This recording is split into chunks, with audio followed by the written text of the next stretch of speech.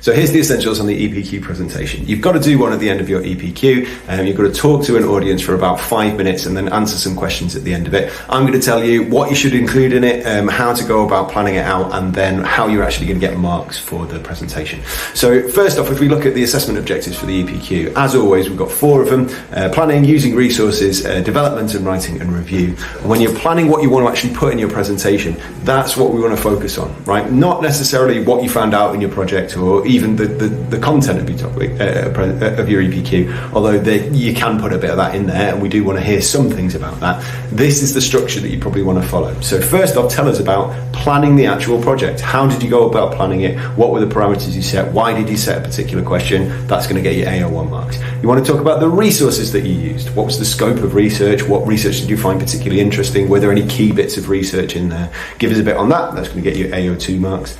The development and the writing bit of it's the development bit we want to focus on here, right? So what problems did you face and how did you overcome them? What changes did you make? Anything like that, we're going for AO3 marks. And then lastly, the review bit at the end. What conclusions did you come to at the end of the project? So that's the bit on what did you find out, but also in the review bit, what are the strengths and weaknesses of your project? Okay, so what's gone well, what hasn't gone well, what would you do next if you had to do more research into this project? So if you plan it out like that and structure the presentation on those 4 things, that's going to be really useful for you in getting marks. But let's have a look at how you actually get marks for your presentation. Now, we're not videoing your presentation to send off to the exam board, right? And you can include the PowerPoint you've used if you really want to as an appendix. But the main way you're going to get marks is by what's recorded in the production log about your presentation. There are 2 pages in the production log that deal with this. The first off is presentation record A, here it is.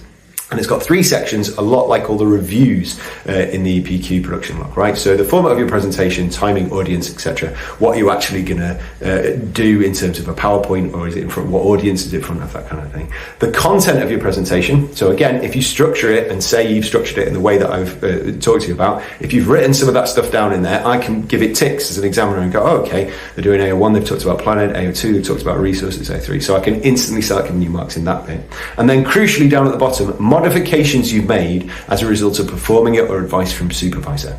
Right, now with that one, we want to see a development from that first bit up at the top, first section, down to the bottom, because then I can give you AO3 marks for developing your project. So the top one wants to be a little bit vague, I'm going to do this sort of thing, and now I've practiced it, now I've worked on it. Even if you haven't made lots of changes, you want to write down some changes that you've made and why you've made them so that you can get some AO3 marks. So that's the first way we're going to get some marks. Then we come on to presentation record B. You're not going to fill that in. Your supervisor, as they're watching the presentation, is going to fill that in.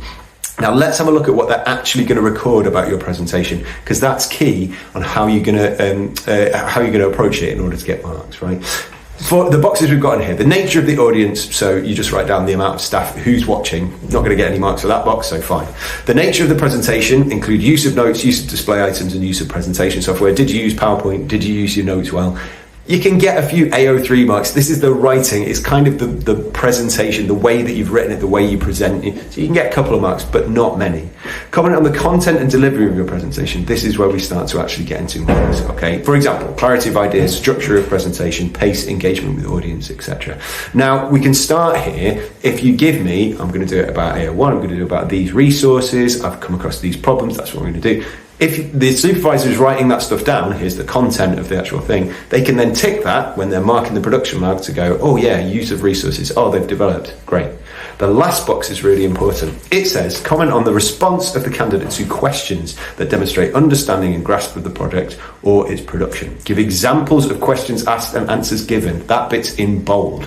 So if you can get somebody to ask you a useful and interesting question, brilliant. The questions want to be something that gives you an opportunity to talk about problems that you faced and how you overcame them, or talk about specific research and specific resources that you came up with, or talk about the strengths and weaknesses of the project. And when you're answering questions, whether you know what questions are coming or not, that's what you want to temper your answers towards. And that's really important. The questions at the end are going to get you loads of marks. Okay, so talk about problems you faced, how you overcame them.